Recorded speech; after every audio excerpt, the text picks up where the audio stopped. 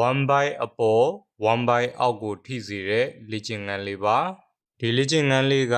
ခြေထောက်တွေမြောက်တင်တဲ့အချိန်ခန္ဓာကိုယ်အပေါ်ပိုင်းကိုလည်းမြောက်တင်ရသလိုခြေထောက်တွေအောက်ကိုပြန်ချတဲ့အချိန်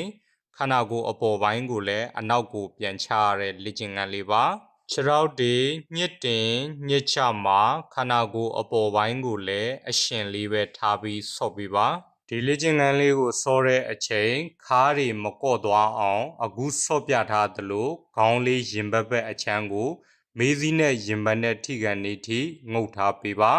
အချိန်ရင်မပြည့်ခင်ထိခေါင်းတွေမမော့သွားစေနဲ့ဒီလေ့ကျင့်ခန်းလေးကိုဆော့တဲ့အချိန်လေရှူသွင်းရှူထုတ်အနေနဲ့ကျွန်တော်အကြိုက်ဆုံးကတော့ခြေထောက်တွေမြောက်တဲ့အချိန်ပါးစပ်ကနေလေကိုမုတ်ထုတ်ပါအောက်ကိုပြန်ချရင်နှာခေါင်းနဲ့အသက်ရှူပေးပါခြေထောက်တွေမြောက်တင်တဲ့အချိန်အပေါ်ရောက်မှလေကိုမုတ်ထုတ်တာမျိုးမဟုတ်ပဲခြေထောက်ကိုစားမြောက်တင်ပြီဆိုတာနဲ့ပါးစပ်ကနေလေကိုပြင်းပြင်းမုတ်ထုတ်ပါခြေထောက်တွေအောက်ကိုညှစ်ချပြီဆိုတာနဲ့နှာခေါင်းနဲ့အသက်ရှူပြီးဖြည်းဖြည်းညှစ်ချပေးပါကိုစောရမယ့်အချိန်ရင်မပြည့်ခင်ထိလေရှူသွင်းရှူထုတ်ပုံမှန်လေးလုပ်တေချာလေးညှစ်ဆွဲပေးပါ